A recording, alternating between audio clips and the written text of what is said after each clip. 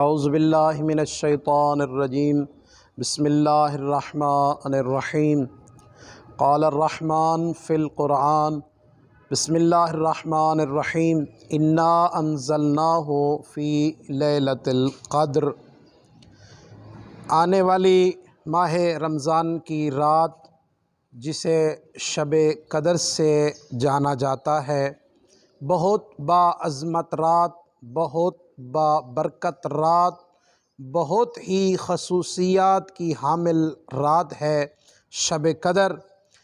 تو دوستو، عزیزو، مومنو، یہ جو رات اللہ آپ کے نصیب میں لے کے آ رہا ہے، اس کو ایسے مت ضائع کریں، اس رات کی قدر جانیں، اس رات اعمال کریں۔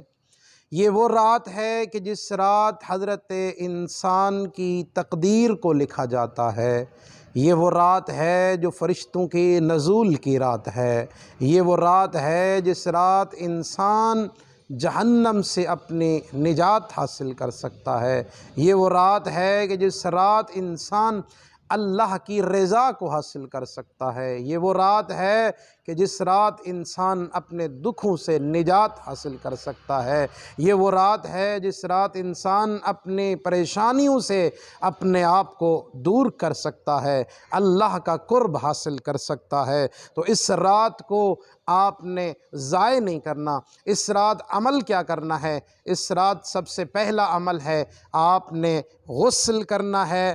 مغرب غروب آفتاب جب ہو جائے غسل کریں، اور اسی غسل کے ساتھ نماز مغربین کا ادا کرنا، اور اسی غسل کے ساتھ نماز عشاء کو پڑھیں، پہلا عمل۔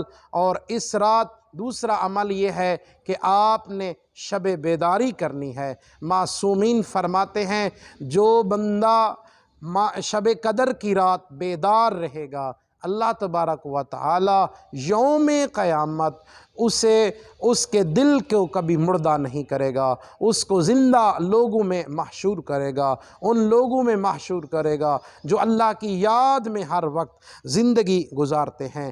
اور اس رات تیسرا عمل یہ ہے کہ 2 رکعت نماز آپ نے بجا لانی ہے۔ نیت یہ کرنی ہے کہ 2 رکعت نماز شب قدر مستحب قربتاً الی اللہ۔ طریقہ کار بہت آسان ہے کہ پہلی رکعت میں آپ نے سورہ الحمد پڑھنا ہے، اور دوسری رکعت میں 7 مرتبہ سورہ اخلاص کی تلاوت کرنی ہے۔ یہ پہلی رکعت ہے، اور اسی طرح دوسری رکعت میں بھی آپ نے اسی طرح سے سورہ الحمد اور اس کے بعد 7 مرتبہ سورہ توحید قل هو اللہ احد کی تلاوت کرنی ہے۔ یہ مستحب ہے۔ اور آج کی رات کا چوتھا عمل یہ ہے کہ اس رات آپ نے زیادہ سے زیادہ استغفار کرنا ہے، استغفر اللہ ربی واتوب الیہ کی تلاوت کرنی ہے۔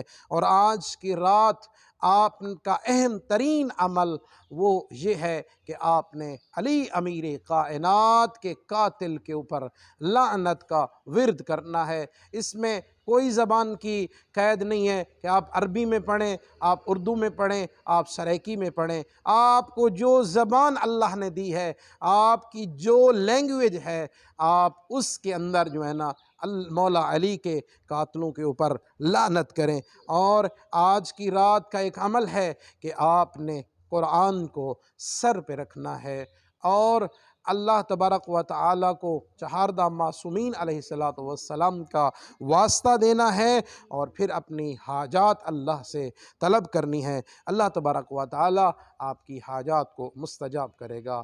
آج کی رات کا ایک عمل ہے، زیارت امام حسین کا پڑھنا ہے، یہ بہت زیادہ ثواب رکھتا ہے۔ اور آج کی رات کا ایک عمل یہ ہے کہ 100 رکعت نماز کا پڑھنا مستحب ہے۔